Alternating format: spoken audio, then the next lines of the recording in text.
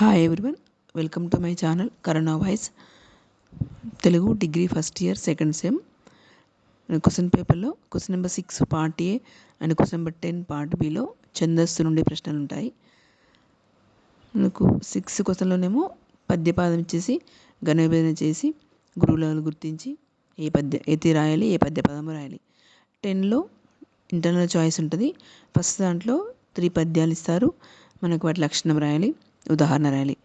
Next 3 పద్యపాదాలు ఇస్తారు, వాటి గురువులను గుర్తించి ఘనవిభజన చేసి ఏ పద్యపాదము తెలిపి ఎత్తి రాసి లక్షణాలు కూడా రాయాలి. ఇది మనకి ఇంతకుముందు వీడియోలో వృత్త పద్యాలు చదువుకున్నాం, చంపకమాల, ఉత్పలమాల, చంపకమాల చదువుకున్నాం. శార్దూల పద్య లక్షణాలు. ప్రతి పద్యంలో 4 పాదాలు ఉంటాయి. ప్రతి పాదంలో మస జస తతగ అనే గణాలు ఉంటాయి. ప్రతి పాదంలో 19 అక్షరాలు ఉంటాయి.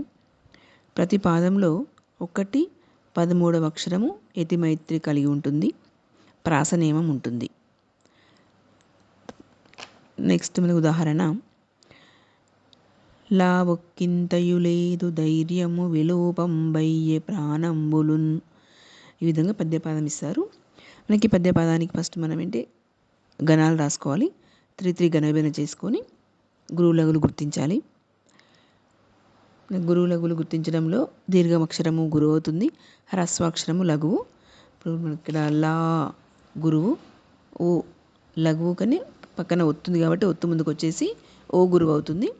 కిం సున్నాక్షరం గురువు, తా లఘువు, యు లఘువు, లే గురువు, దు లఘువు, దై దాకైతే మిస్ దై గురువు, రా ఒత్తు ముందుకు వెళ్ళిపోయి రా వచ్చింది లఘువు, ము లఘువు, వి లఘువు, లో గురువు, లం గురువు, బ ముందు ఒత్తుంది, ఒత్తు ముందుకు వచ్చి గురువు అయింది, ఏ లఘువు, బ్రా గురువు, నం గురువు, బు లఘువు, లున్ పొల్లక్షరము గురువు, ఒకటే అక్షరం ఇది, పొల్లక్షరము గురువు అవుతుంది.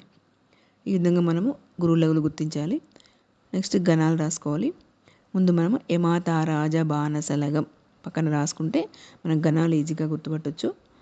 చూడండి, 3 గురువులు, 3 వర్డ్స్ తీసుకోవాలి. 3 గురువులు మగనం, లఘువు లఘువు గురువు సగనం, లఘువు గురువు లఘువు జగనం, లఘువు లఘువు గురువు సగనం, లఘువు లఘువు గురువు గురువు లఘువు తగనం, గురువు గురువు లఘువు తగనం ప్లస్ గురువు గా. మన గణాలు మస జస తతగా గణాలు వచ్చాయి కాబట్టి మనకు పద్య లక్షణం చదువుకున్నాం కాబట్టి ఈ మస జస తతగా ఉన్న గణాలు ఉన్న పద్యము శార్దూల పద్యం. యతి మనకు 13వ అక్షరం యతి. లా 1 2 3 4 5 6 7 8 9 10 11 లా లం. మనకి ఇది యతిమైత్రి అక్షరం ఇది కాబట్టి పై పద్యపాదము శార్దూల పద్యంలోనిది అని రాయాలి, లక్షణాలు రాయాలి, ఉదాహరణ. నెక్స్ట్ మనకు మత్తేబ లక్షణాలు. ఫస్ట్ వన్, ప్రతి పద్యంలో 4 పాదాలు ఉంటాయి. సెకండ్ వన్, ప్రతి పాదంలో సబరణమయవ అనే గణాలు ఉంటాయి. నెక్స్ట్ ప్రతి పాదంలో 20 అక్షరాలు ఉంటాయి. ఫోర్త్ వన్, ప్రతి పాదంలో 14వ అక్షరం యతిమైత్రి కలిగి ఉంటుంది. ఫిఫ్త్ వన్, ప్రాస నియమం ఉంటుంది. First point, second last point అన్ని వృత్త పద్యాలు అన్నిట్లలో సేమ్ ఉంటుంది.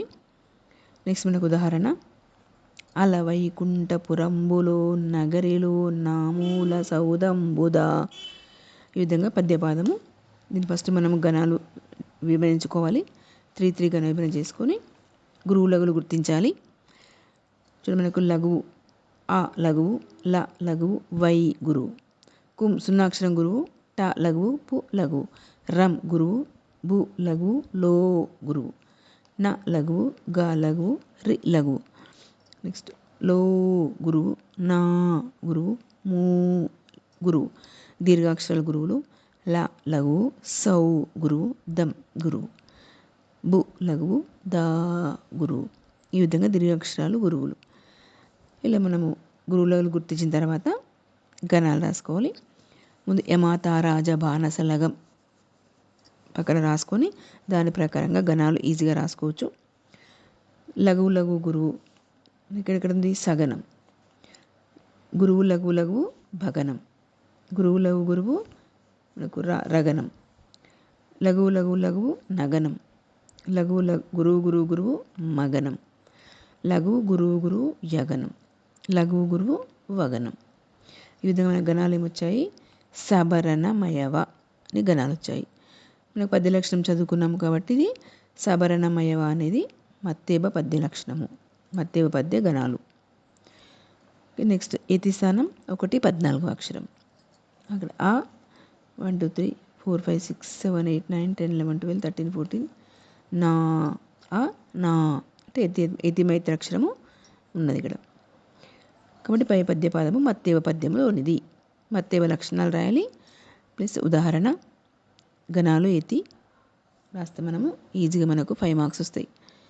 ఓకే, ఇది పార్ట్ బిలో క్వశ్చన్ నెంబర్ 10లో మనకు వృత్త పద్యాలు, చంపకమాల, ఉత్పలమాల, చంపకమాల, శార్దూల, మత్తేవ ఇవి నేర్చుకుంటే కంపల్సరీ ఒకటి వస్తుంది ఇందులో నుంచి 5 మార్క్స్. ఈ వీడియో మీకు నచ్చినట్లయితే లైక్ చేయండి, షేర్ చేయండి, సబ్స్క్రైబ్ చేయండి.